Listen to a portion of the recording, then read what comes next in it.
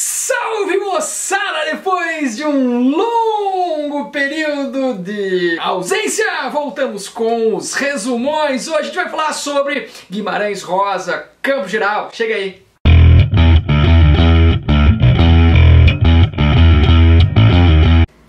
Bora lá então, vamos à ficha técnica do livro, tá? O Guimarães Rosa pertence à terceira geração modernista, geração de 45, junto com a Clarice, junto com o João Cabral de Melo Neto, e este livro é uma novela, é o gênero novela, aquela narrativa intermediária, nem tão longa quanto o romance, nem tão curto quanto o conto, beleza?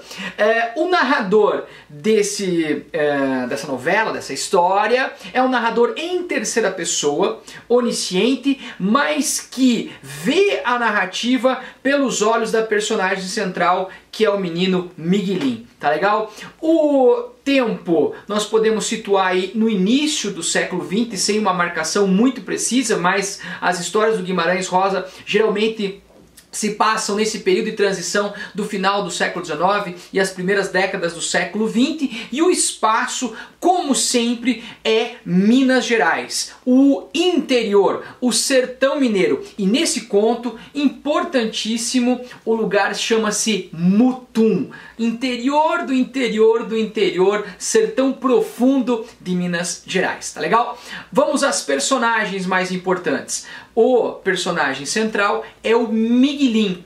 Ele é um menino muito sensível, emocional, inteligente, demonstra uma visão de mundo muito particular, e ele vai ser a grande personagem pela qual você vai enxergar a história, a narrativa. Ele tem um conflito familiar muito importante, ele se dá bem com a mãe, mas ele tem um conflito com o pai, que apesar de gostar dele, eles vivem se desentendendo.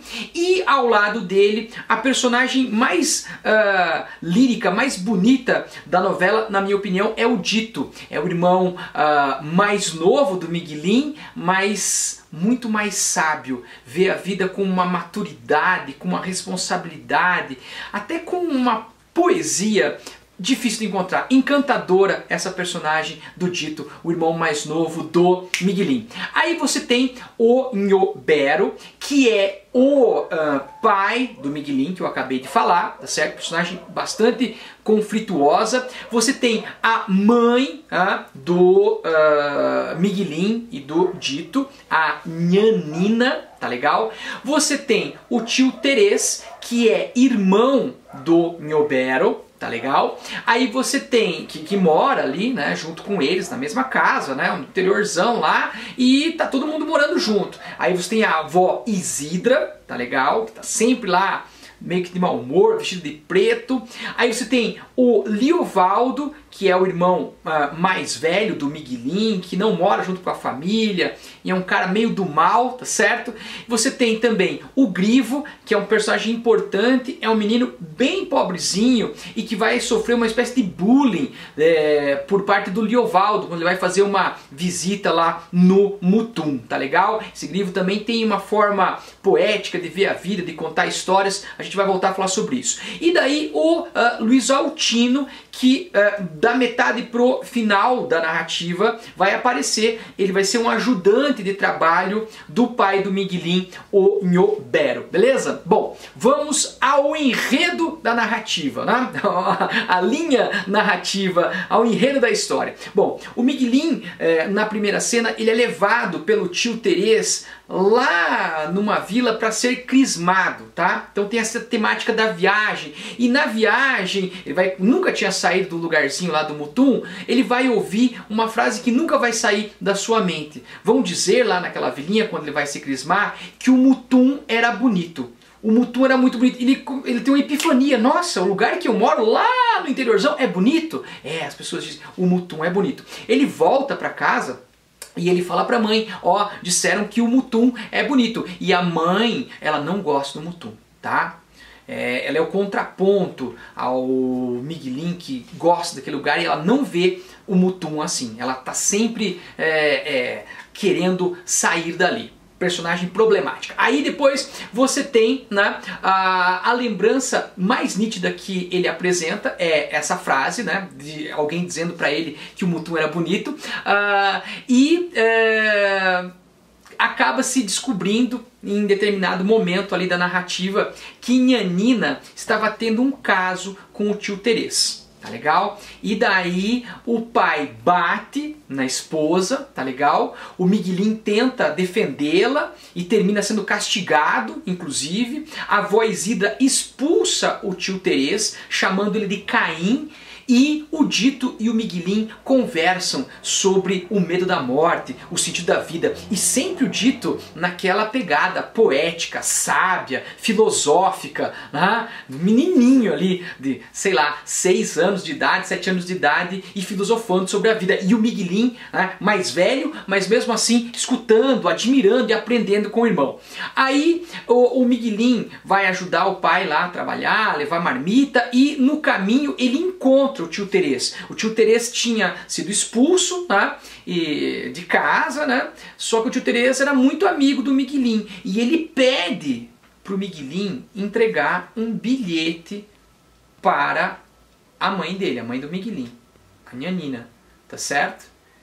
E o Miguelín, ele fica numa crise ética muito forte, né? Ele vai para casa com aquele bilhete e ele fica pensando no que ele vai fazer. Ele sabe que está errado, que ele não pode entregar o bilhete, né, para o amante da sua mãe.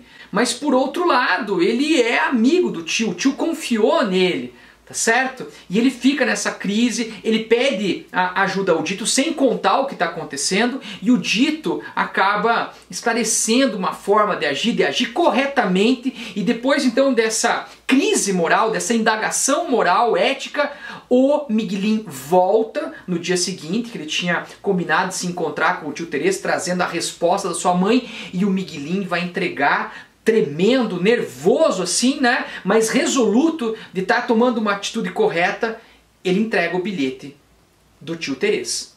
E fala assim, eu não posso fazer isso. Eu não vou entregar esse bilhete, tio. E o tio Terês acaba entendendo o que ele fez com aquele menino, tá certo? E meio que se arrepende de ter forçado o menino a um ato de traição em relação a seu pai e assim por diante. Tudo bem? Aí chega no lugarejinho lá, podemos chamar de, sei lá, de fazenda, chácara, sítio, o Luiz Altino. O Luiz Altino que vai ajudar o pai do Miguelín ali na lida do campo. Tá? O Luiz Altino traz consigo um personagem muito importante, que é o papagaio Papaco, tá certo? E o Dito vai pisar num caco de vidro. Quando ele pisa nesse caco de vidro, tá tudo bem, tá tudo certo, mas logo em seguida ele vai adoecer, ele vai cair de cama. Então o que acontece? O Dito, ele contrai o tétano, ele adoece, né, gravemente, de maneira que ele vai morrer em poucos dias. É uma cena muito triste, todos sofrem muito, o pai do Miguelín fica revoltado, fica até meio que achando que o filho que deveria ter ido era o Miguelín e não o Dito. O Dito que era o mais sábio, o mais correto, o mais responsável da família. Vai a tensão entre Miguelín e o pai crescer ainda mais a partir desse momento da morte do Dito, beleza? Um dia o Miguelín chega em casa, não pede bênção pro pai, né? A bênção lá, pai, me abençoe, não sei o que, e o pai acaba soltando todos os passarinhos do Miguelín. O Miguelín, também revoltado, vai lá e quebra todos os seus brinquedos, tá? Uma cena forte ali dentro da narrativa. Aí o que acontece? Nós temos o Nhobero, que descobre agora que o Luiz Altino também estava tendo um caso com a sua esposa, a Nhanina. Então a Nhanina trai 2 vezes o Nhobero e o Nhobero vai lá e mata o Luiz Altino e logo em seguida se suicida. Tá? coisa bem pesada, bem forte, né? E Nhanina conta em seguida a sua intenção de se casar com o tio Terês. Olha a Nhanina aí, né? Ela ficou com o tio Terês foi expulso, ficou com o Luiz Altino foi morto pelo marido, o marido se suicidou e ela agora quer voltar com o antigo amante, o tio Terês. O Miguelin tá na frente ali da casa e ele vê ao longe chegando dois homens, né? Dois homens da cidade que vinham a cavalo. Um deles é o doutor José Lourenço. E o doutor José Lourenço olha o Miguelin sempre olhando com aqueles olhos espremidos e dá o diagnóstico. Esse menino tem vista curta, vocês nunca perceberam? Então muito das excentricidades que o pai achava no Miguelin, o Miguelin é um diferentão, tá sempre daquele jeitão dele lá, muito era em vista da sua curta vista, da sua miopia. O médico lá vai lá e coloca os seus óculos nos olhos do Miguelin. E o Miguelin pela primeira vez vê o mundo de maneira menos míope, de maneira mais clara, tá certo?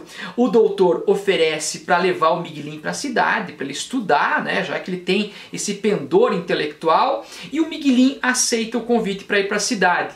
Mas antes de partir, ele pede de novo os óculos para ver mais uma vez o Mutum, a sua família, o lugar antes de ir embora. Levar aquela imagem mais nítida daquele lugar antes de ir para a cidade. Bom, vamos às temáticas desse livro, né, dessa novela linda, linda, linda, mil vezes linda. Primeiro que essa narrativa, ela está contida numa obra maior chamada Corpo de Baile, que apresenta 7 narrativas, 7 novelas, tá aqui o livrão, olha o tamanho dele aqui, tá certo? Somadas aí, chega perto de 1000 páginas, todas as novelas de Corpo de Baile, tá certo? Uma época até estava sendo publicada com apenas 2 desses enredos, que era Manuelzão e Miguelin, tá? Mas agora essa última edição aqui traz todas as novelas, é uma grande obra no sentido de extensão e no sentido de riqueza. Bom, temáticas que você encontra nessa narrativa e que podem ser abordadas em questões de vestibular. A questão do amor, e a amizade, a amizade que se nutre entre o Miguelin e o seu irmão Dito, o amor e a traição também aparece, né, como temática importante, e a própria violência, essa violência do interior, que muitas vezes é temática do Guimarães Rosa, né, fazer justiça com as próprias mãos, que é o que faz o pai do Miguelin. Você tem essa temática do bem versus o mal, você tem, né, uma faceta mais maligna no irmão mais velho do Miguelin e uma face mais bondosa, mais generosa no irmão mais novo, o Dito. Você tem essa relação profunda de afeto do homem com a natureza.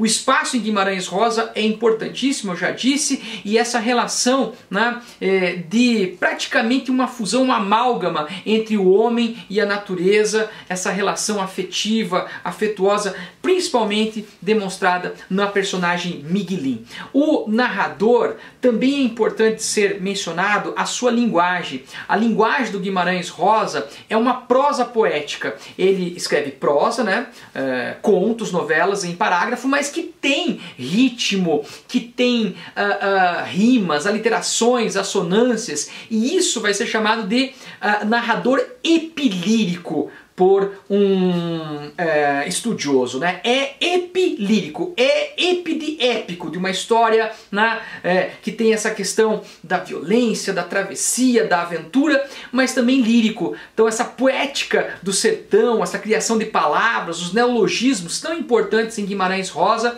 Então não dá para analisar uma obra de Guimarães sem tematizar, sem observar muito detidamente a sua linguagem, a sua poeticidade, tá? E também tem os personagens, né, contadores de histórias, né? Contadores de histórias, como ele gostava de chamar, história com E. Né? O Dito gosta de contar histórias. O próprio Grifo, aquele menininho pobre lá, que sofre bullying do irmão mais velho, do Miguelin. O próprio seu Aristeu, que eu não comentei, mas é um cantador que gosta de contar histórias e cantar histórias, histórias inventadas, histórias do sertão, beleza? O Dito é um personagem importantíssimo, né? Um personagem que fala poeticamente, que fala filosoficamente. Vou tentar ler aqui na minha colinha um trecho que o Dito diz assim, ó: é que a gente pode ficar sempre alegre, mesmo com toda coisa ruim que acontece acontecendo. A gente deve de poder ficar então mais alegre por dentro.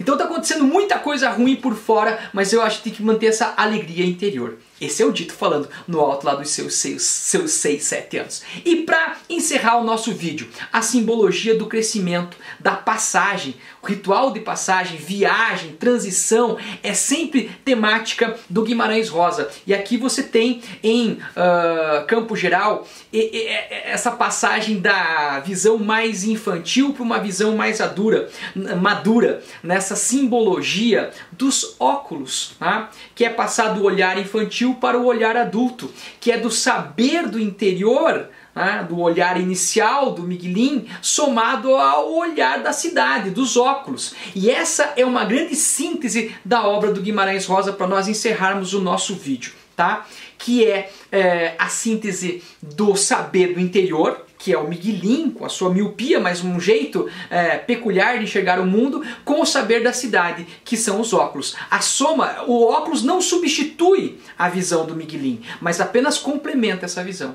Então, na fusão dessas duas visões, desses dois mundos, desses dois saberes, o saber do interior intuitivo e o saber da cidade científico, é que está talvez uma saída, uma via de evolução, de progresso, não para o Miguelin apenas, não para o interior apenas de Minas Gerais, mas para todo o Brasil.